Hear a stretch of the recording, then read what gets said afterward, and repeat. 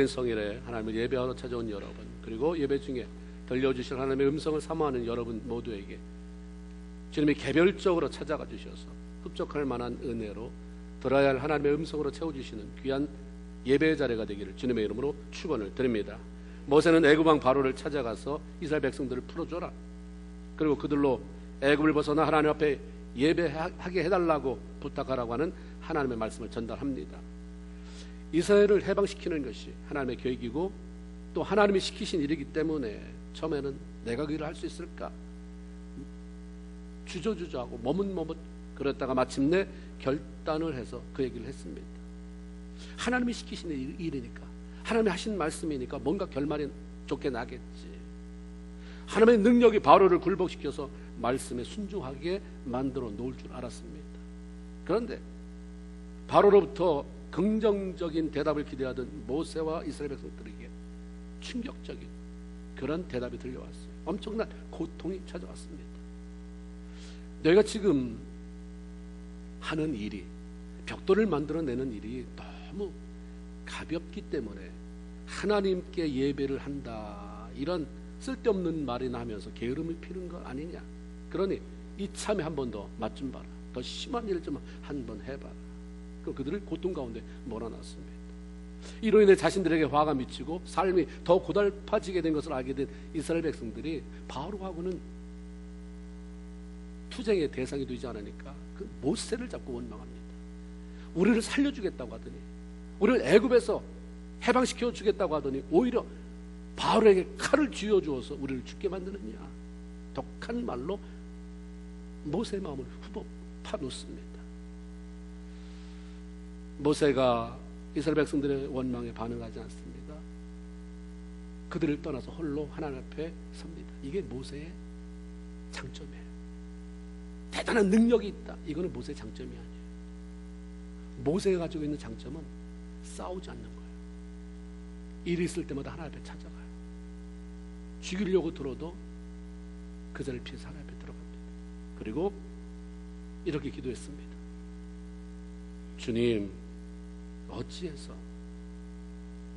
이 백성이 학대를 당하게 하셨습니까? 이렇게 될 것이라면 왜 나를 보내셨습니까?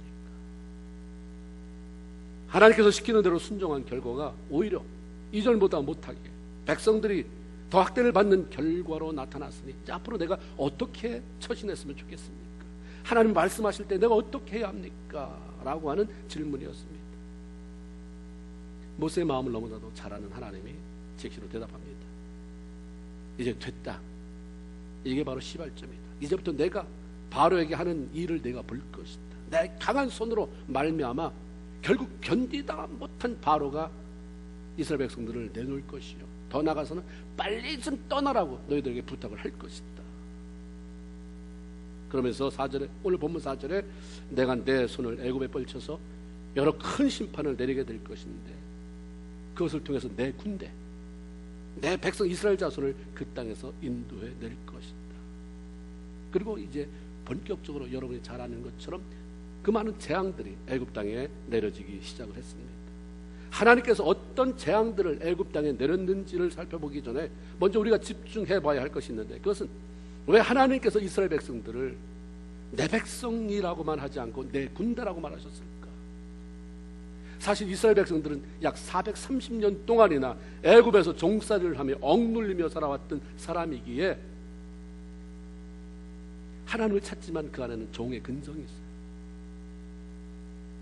너무나도 연약하기 때문에 군대라고 불리기에는 너무나도 유약하고 훈련이 안 된 사람들이었습니다. 근데 하나님이 그들을 내 군대다 라고 부르셨어요. 때로는 하나님이 그래서 그렇게 부르는 것도 있고 앞으로 내가 그렇게 만들겠다고 해서 미리 불러주는 경우도 있습니다. 베드로 반석 같은 신앙 없었어요. 그런데 베드로를 반석, 나중에는 반석 같은 사람이 되더라고요. 우리가 구원받았어도 우리가 하나님의 사람처럼 행동하지 못하지만 하나님은 우리에게 너 하나님의 사람아, 너 하나님의 사람아, 하나님이라고 하면 껌뻑 죽고 하나님 나를 통해서 영광 받으실 하나님, 그런 데 쓰임 받는다. 하나님 우리를 그렇게 불러주세요. 너 하나님의 사람. 하나님께서 이스라엘의 연약함에도 부족함에도 아시고 그들을 나의 군대라고 부르신 것은 하나님께서 이스라엘을 선택한 목적 때문입니다. 하나님은 이스라엘 백성들을 사단을 상징하는 악한 나라들과 싸우는 군대로 만들고 그 싸움에 승리하게 해서 모든 나라에 열방에 하나님의 이름을 널리 알게 하시고 싶었던 것입니다. 그래서 그들을 하나님 위해서 싸울 내 군대라고 부르셨습니다.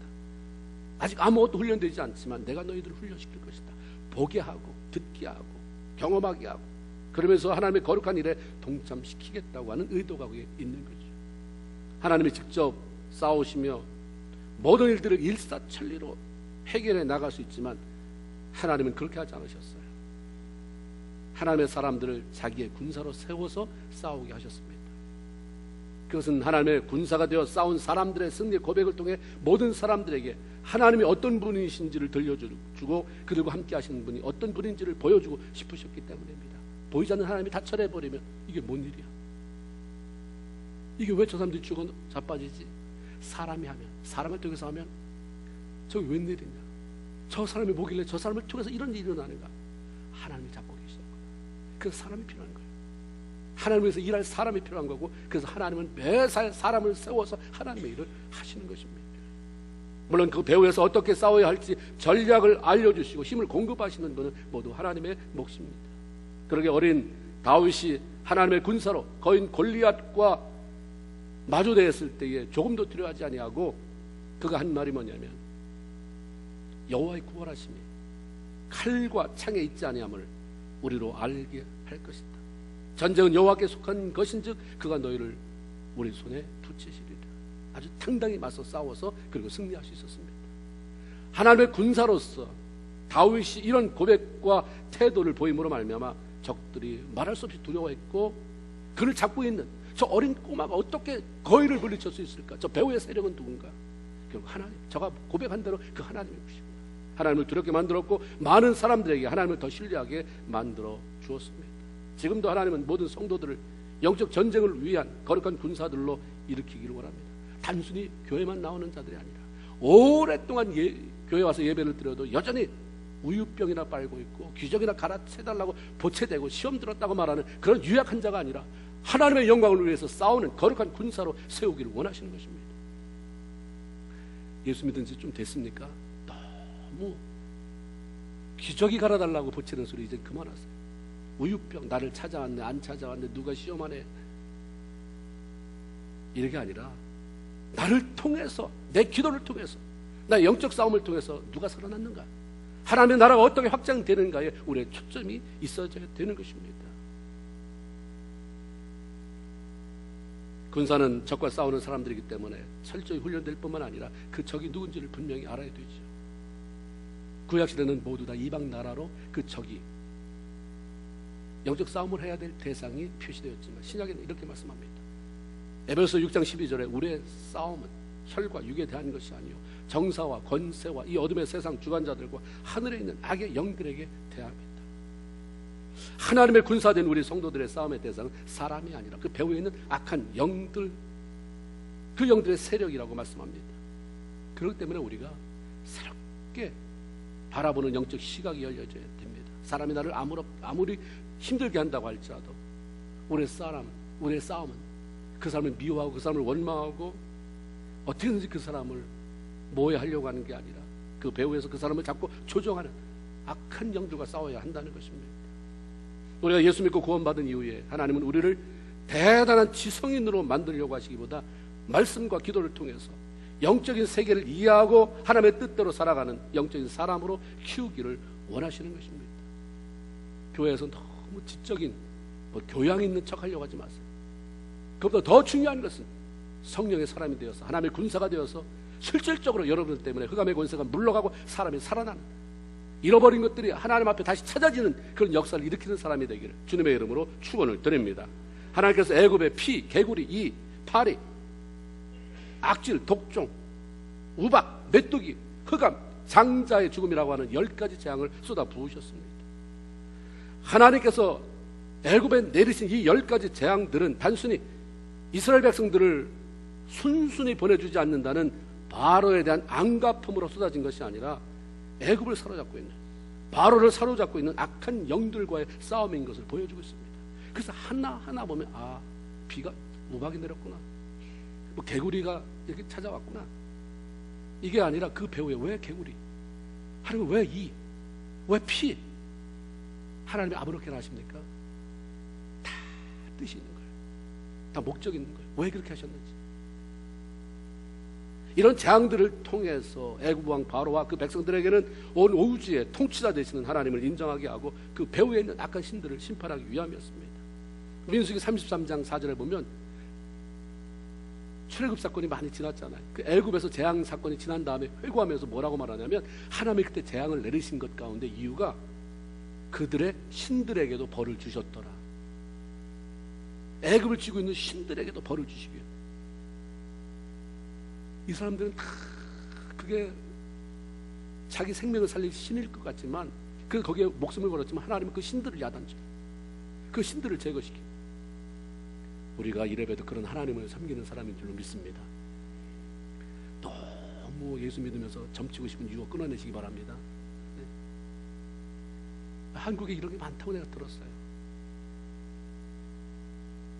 점치러 다니고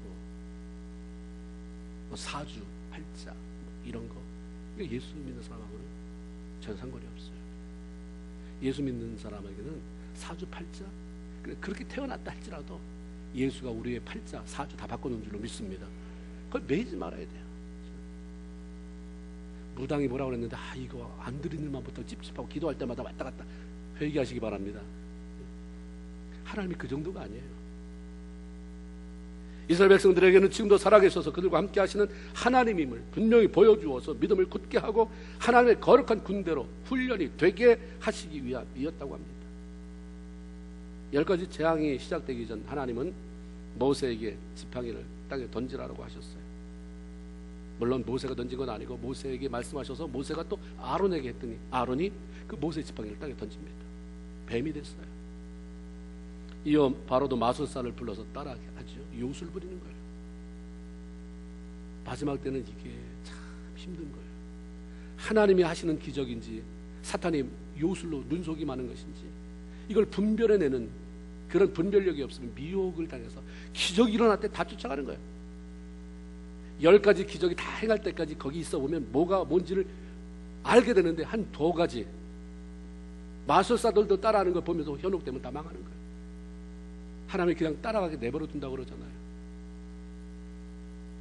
참 징그럽게 하나님 말 안 듣고 내가 말하는 거 듣지 않고 현혹되는 사람 한번 따라가 봐라. 하나님은 그냥 허용하는 경우 있다고 말씀하셨어요. 마술사 따라했습니다. 요술 부렸어요. 뱀이 됐어요. 그런데 놀라운 것은 아론이 던진 지팡이가, 그래서 뱀이 된 그 지팡이가 애굽 술사의 지팡이를 삼키는 것입니다. 애굽은 태양신을 숭배하는 나라인데 태양신과 더불어서 신처럼 숭배하던 짐승이 바로 뱀이에요. 여러분 옛날에 그런 벽화 아니면 그런 애굽에 대한 역사를 모은 책들 보면 왕들 이 모자에는 이 코프라 같은 게 있어요. 그거 보셨죠? 뱀 모양으로 모자를 만들어서 그게 신의 보호 속에 있는 절대적인 왕권을 의미하잖아요. 그만큼 뱀을 신성시하며 애굽인들에게는 숭배의 대상이었는데 그게 삼켜진 거예요. 이게 바로 무엇을 의미합니까? 애굽이 그렇게 목숨 걸고 섬기는 신은 하나님 앞에 아주 미비하고 보잘것없는 존재요. 장차 하나님이 쏟아 부으시는 재앙으로부터 애굽 사람들을 결코 보호할 수 없는 존재다. 너 신 믿고 까부는 거라면 빨리 항복할 준비해라. 경고죠. 이렇게 이제 하나님께서 기선을 제압하고 그 다음부터 피의 재앙이 쏟아집니다. 하나님께서 본격적으로 내린 첫 번째 재앙은 나일강을 비롯해서 애굽의 모든 물들을 피로 변하게 만든 것이었습니다. 2절을 보니까 하나님이 내 지팡이를 잡고 내 팔을 애굽의 물들과 강물 위에 오나와 못과 모든 호수에 내밀어라. 그러면 그것이 다 피가 됩니다. 온 땅에 있는 물만이 아니라 집안에 있는 나무 그릇 속에 있는 물, 돌 그릇 안에 있는 물, 하여튼 물이란 물은 다 피로 변할 것이다. 하나님의 말씀대로 따라하니까 나일강에 그 새빨간 물이 그 피로 변하고 말았습니다. 나일강의 고기가 피를 먹고 살 수 없잖아요. 금방 썩어 나가면서 악취가 나서 더 이상 마실 물이 없게 되었습니다. 그래서 애굽 사람들은 나일 강가를 파서 마실 물을 해결해야만 됐어요. 하나님이 물 근원을 그냥 놔두신 것 같아요. 겉으로 드러나는 물은 다 변했는데 새로 파면 거기서 나오는 물은 마실 수 있도록 하나님이 그런 여지는 남겨주셨던 것 같습니다. 나일강은 애굽 사람에게 생명을 공급하는 어머니의 젖줄과도 같은 것입니다. 많이 들었을 거예요. 나일강의 기적이다. 나일강의 뭐 삼각주다. 얘기 많이 듣잖아요. 강이 범람할 때 떠밀려 내려온 흙이 온갖 퇴비를 다 포함하고 있어서 그게 쌓여서 삼각주 같은 그런 큰 평화를 이루는데, 그래서 농사를 지으면 그게 풍작이 된대요. 그래서 애굽 사람들은 나일강을 신성시해요. 야, 이 강은 신비하다. 이 강을 주관하는 신이 우리를 먹여 살리는구나. 그 신에게 제사 지내잖아요. 이러고 보면 사람들은 자기 홀로 살 수 없다는 걸 아는 사람들이에요. 본래적으로 아는 존재잖아요. 그러니까 절대적인 존재에게 꼭 의지하고 싶어하는 거죠. 그 절대자가 누군지를 제대로 찾지 못해서 거지, 사람들 마음에는 다 비어있는 공간이 있습니다. 그래서 우리가 하나님을 제대로 전해야 돼요. 나일강을 주관하는 신에게 제사를 지냅니다. 그래서 애굽 사람들은 참 이 나일강을 자기들 그 놀라운 신의 선물로 생각한 거죠. 하나님께서 모세에게 몇 번씩 이런 말씀하세요. 너 바로 만나려면 아침 일찍 일어나서 강가로 나가라. 오늘 보면 15절에도 보면 아침에 너는 바로에게로 가라. 보라, 그가 물이 있는 곳으로 나올 것인데 너는 나일강에 가서 그를 만나라. 8장에도 그런 얘기가 나와요. 8장 20절에 보면 아침 일찍 일어나 너 바로 앞에 가서 서라. 그가 물 있는 곳으로 나오리라.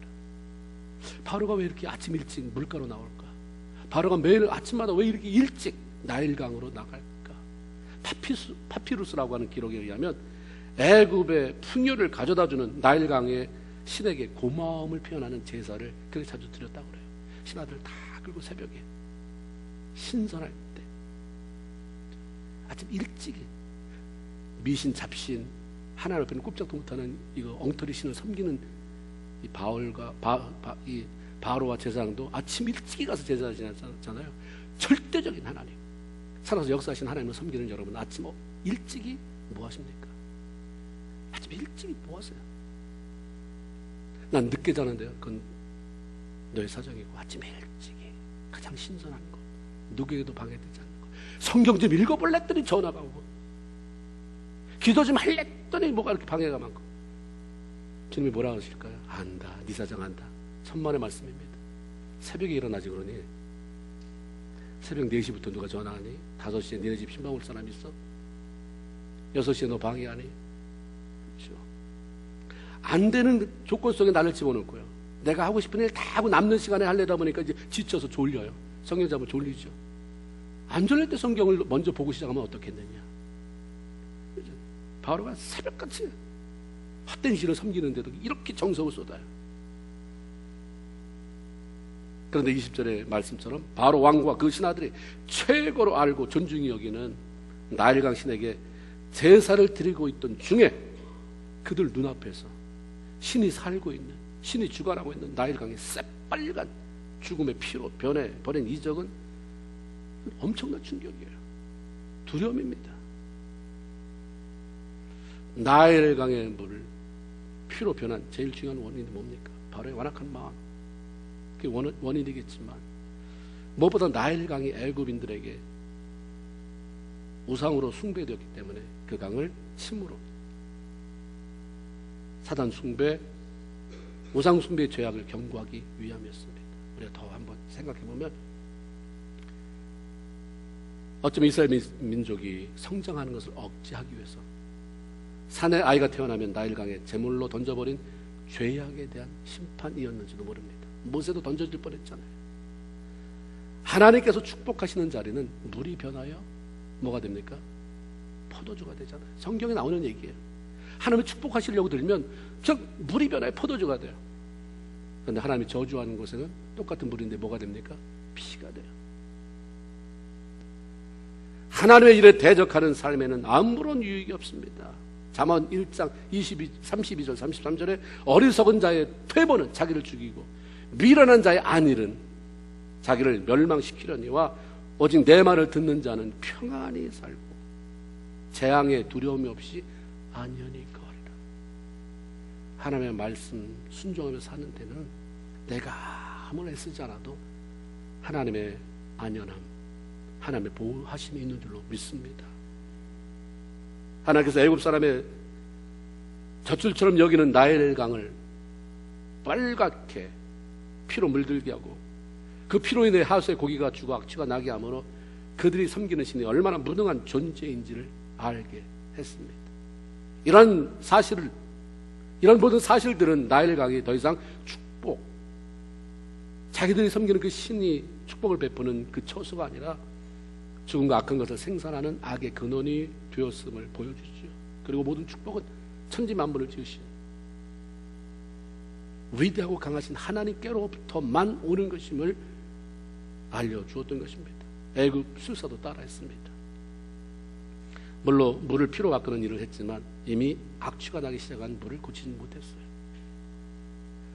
올라와 있는 물은 다 피로 변했는데 그 다음 따라서 술사가 했다면 무슨 물을 가지고 피로 변했겠어요? 그들이 새로 판, 그래서 떠온 물 가지고 조금 해봤겠죠. 모세 한 것처럼 그만큼 했다는 게 아니라 뭐 일부 그릇에 들어있는 그걸 좀 변하게 시켰겠죠. 흉내를 냈습니다.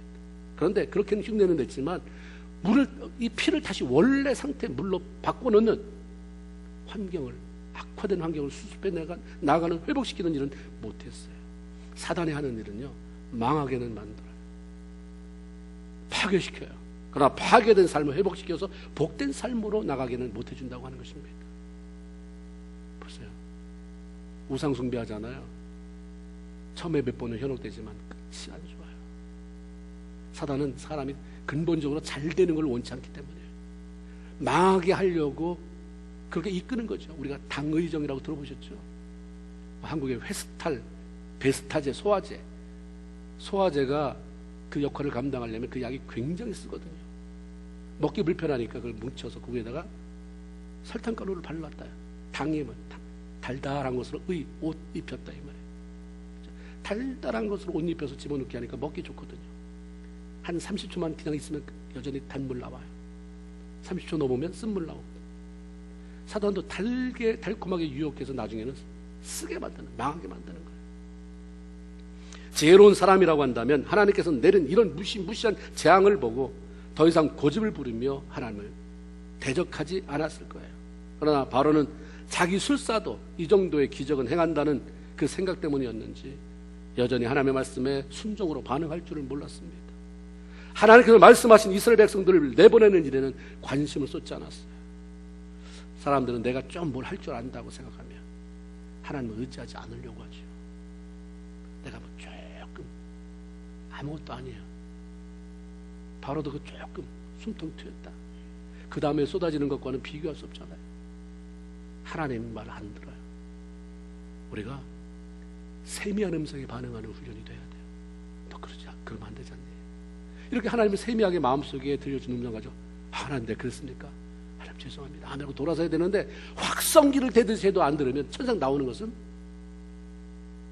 뗐지 맴매야. 바로가 왜 이렇게 고집불통인가? 왜 이렇게 완고한가? 그 사람이 고집불통 완고한 것은 우상 숭배하는 것 같은 죄예요. 하나님을 볼 때 완고한 것이 그렇게 죄예요. 고집, 난 옳다고 하면 타협하지 않는다는 고집은 정의로운 것이지만 하나님이 그렇게 그거 싫어한다는데, 하나님이 그거 하지 말라고 하는데 고집 부리면서 꺾지 못하는 것은 죄라는 거예요. 우상 숭배하는 것과 도무지 다를 바가 없습니다. 바로가 이렇게 완고하고 고집불통인 이유가 뭡니까?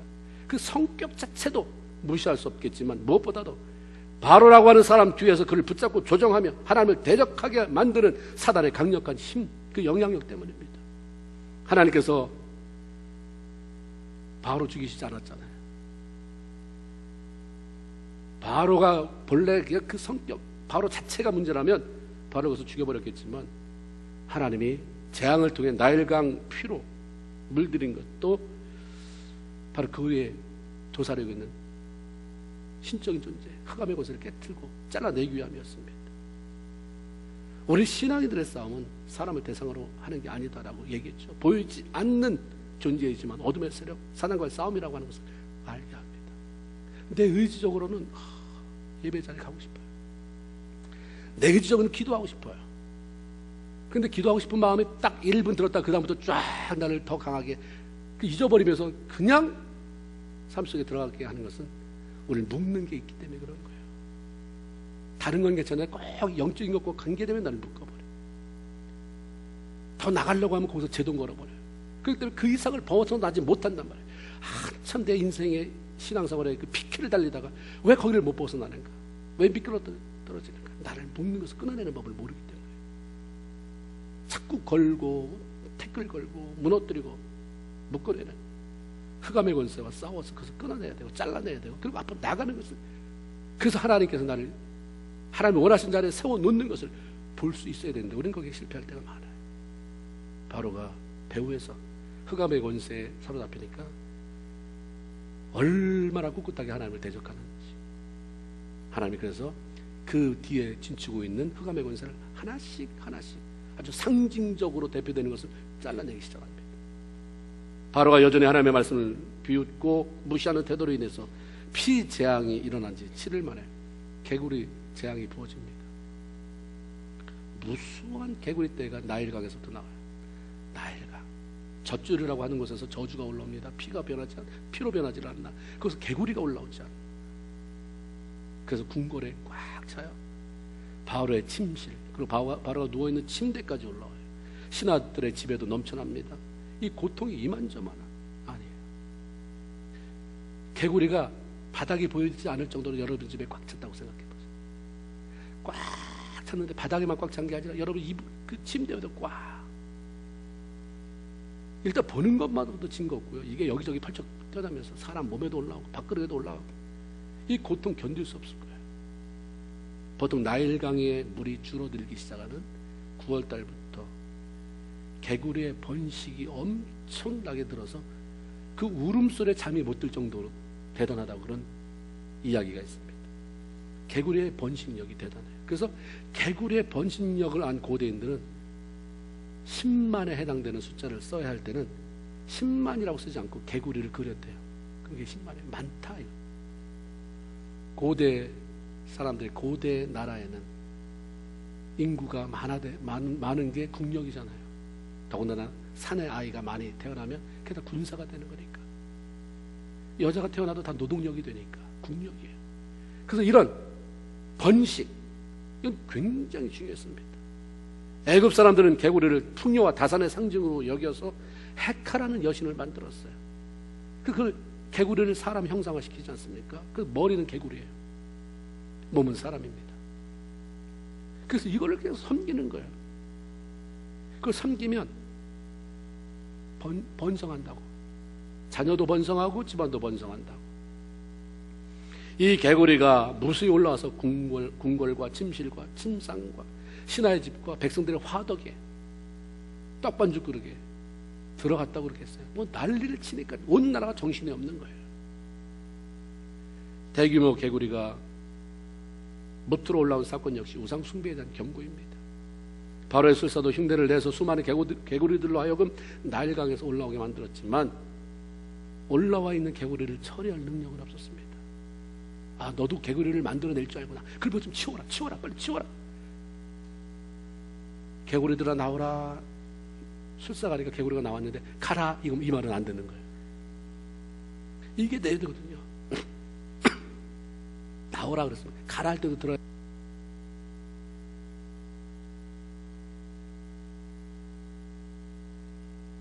고통스러운지 알 수 없습니다.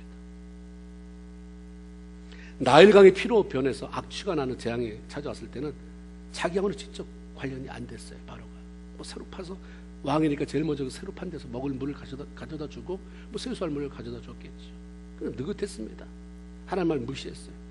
근데 개구리 떼가 직접 궁궐로 들어오고 자기 방으로 들어오고, 이거 누구도 대신해 줄 수 없는, 잘나고 들면 침대를 다 덮어버리고 엄청난 고통과 피해를 직접 자기가 겪게 되니까 급하게 모세와 아론을 찾는 것입니다. 8절에 보니까 모세와 아론을 불러 이르되 여호와께 구하여 기도하라는 말이에요.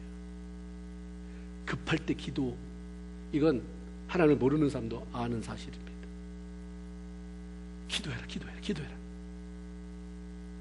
우리는 어떻습니까? 하나님을 잘 알고 있는데 급할 때, 내가 소망을 잃어버렸을 때, 낙심될 때, 앞으로 어떻게 살아야 될까 했을 때 뭐 하십니까? 걱정하십니까? 근심하십니까? 기도.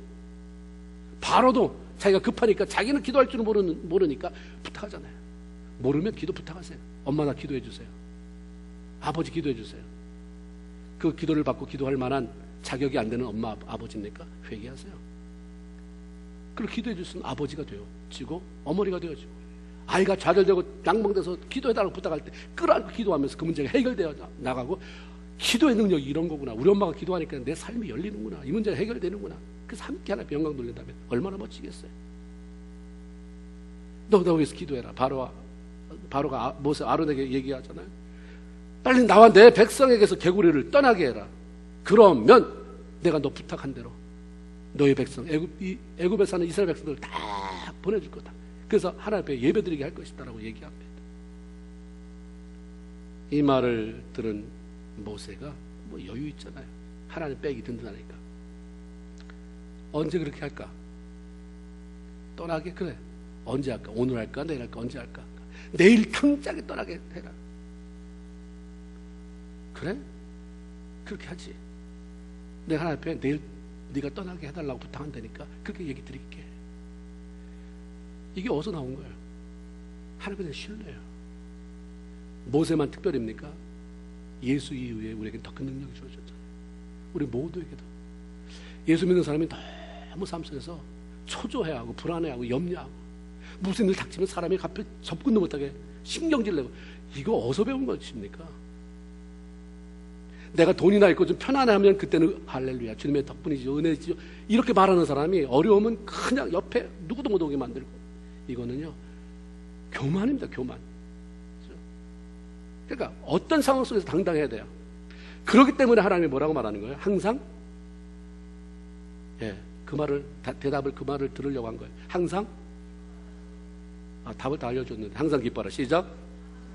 그래, 재앙이 왔어, 어려움이 당했어, 네가 고난 속에서도 기뻐하고, 네가 잘 일이 해결돼도 기뻐하고. 왜? 하나님이 내 삶의 주인이니까. 당당하잖아요. 당당하게. 그래, 언제 해줄까? 모세는 하나님은 개구리 재앙을 내리실 뿐만 아니라 눈속이 많은 마술사와 틀리다는 걸 알았어요.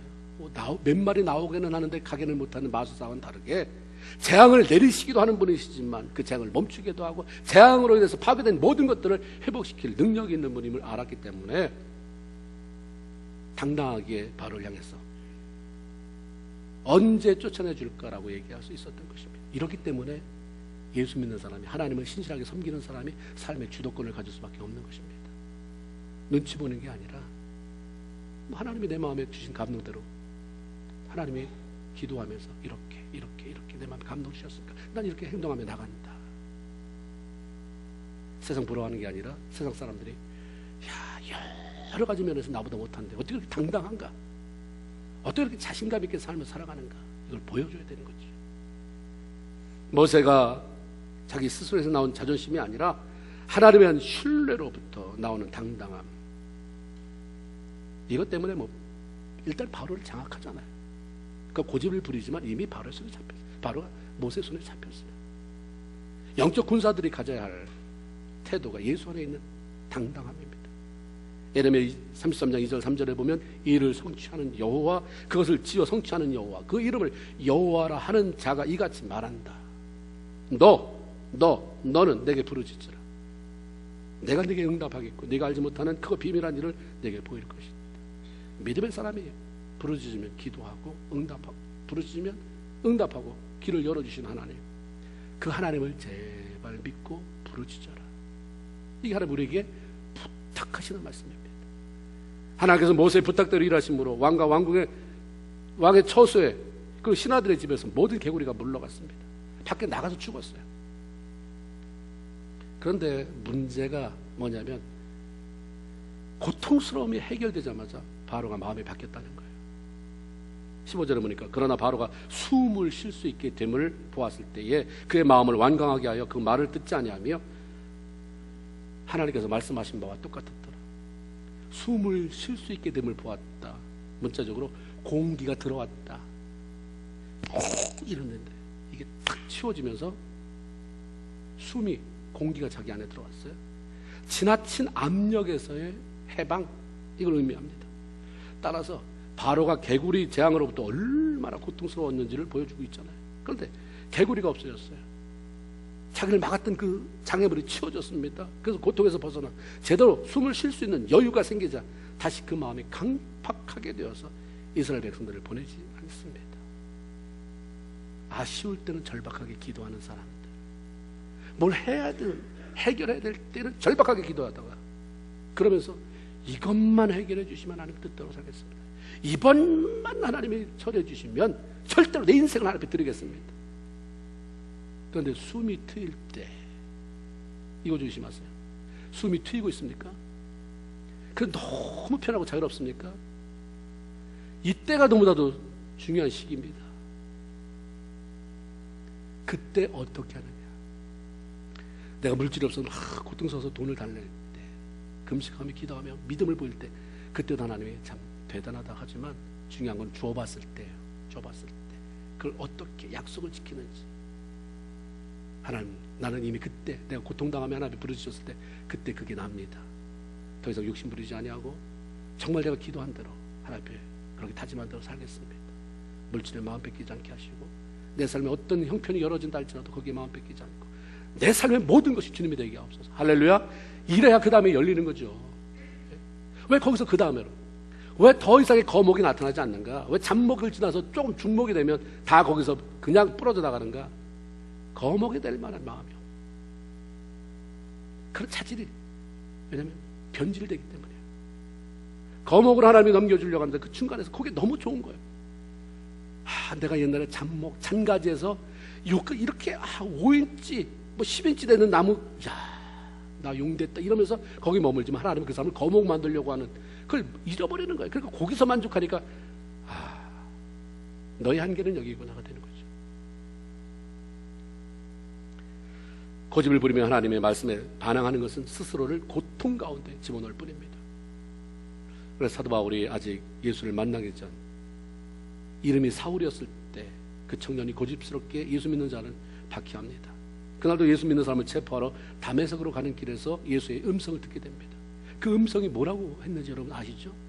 사도행전 26장 14절 잘 들어보세요. 사울아, 사울아, 네가 어찌하여 나를 핍박하느냐? 가시채를 뒷발질하기에 네가 고생했다. 고집스럽게 예수 그리스도를 핍박하고 대적하는 것은 가시채 치는 거랑 똑같다는 말이에요. 나는 하나도 손해볼 거 없고 하나도 아픈 것도 없고 불편할 것도 없는데 너만, 네 발뒤꿈치만 피 나오고 힘들고 너 스스로를 괴롭게 하는 게 아니냐. 고집 부리지 말아라. 고집 부리지 말아라, 이 말씀이에요. 하나님 앞에 고집 부릴수록 손해보고 고통스러워하는 것은 자기 자신입니다. 이스라엘 백성들이 선지자를 보내서 회개하라고 외쳐대시는 하나님의 음성을 무시하며 그 마음이 더 강박해졌을 때에 하나님이 이사야 선지자를 보내며 이렇게 말씀합니다. 너희가 어찌하여 더욱 맨을 맞으려고 이렇게 더욱더욱 패역해 가려냐.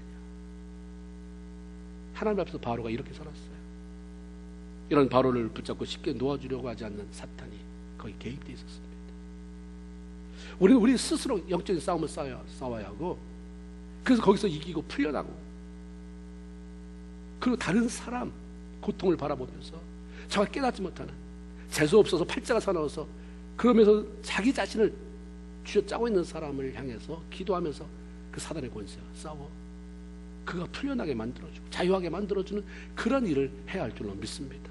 주님이 다시 오시는 그날까지 이 땅은 악한 사단의 권세 아래 놓여 있습니다. 사단은 어떻게 해서든지 사람들의 삶을 파괴시키는 거예요. 여러분, 술 중독, 도박 중독, 게임 중독, 오래 하면 중독이 됩니까?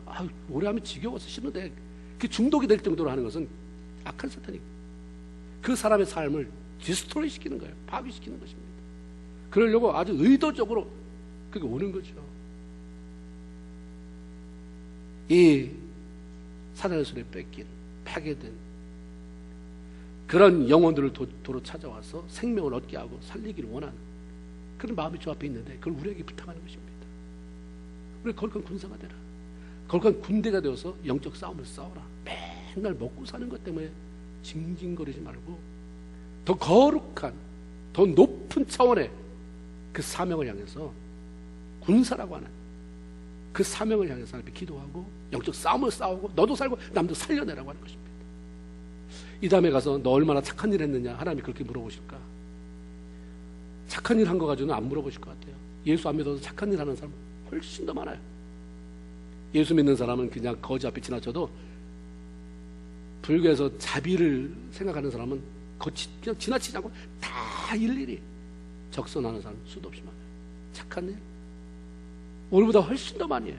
중요한 거는 네가 생명을 얼마나 살렸느냐. 너 때문에 구원받은 자는 누구냐? 너 때문에 구원받은 자는 누구냐? 너 때문에 예수 믿게 된 자는 누구냐? 죽어가는데 살아난 자가 누구냐? 창피하잖아요. 내가 요즘 뭐 말씀 어떻게 읽고 기도 그건 다 뭐냐면 생명 살리기 위해서 하는 거예요. 영적 싸움을 싸워 생명을 살리기 위해서 있어진 건 베이직한 것이지 그게 주는 아니거든요. 많은 사람들을 옳은 대로 돌아오게 하는 자, 구원받게 하는 자는 별과 같이 빛나게 한다고 주님이 다니엘서에 말씀하셨잖아요. 그게 여러분 있어야 돼요. 내가 앞으로 죽는 날까지 무슨 일을 많이 해드릴까? 뭘 할까? 이거 별로 소용없어요. 내가 누구에게 덕을 세우고 누구를 살려내고 어떤 영혼을 건져내게 할 것인가?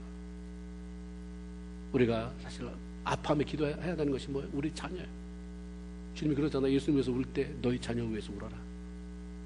우리 자녀들을 울면서 기도하고 영적 싸움을 싸우고 살려내야 돼요. 우리 배우자들을 위해서 돼요.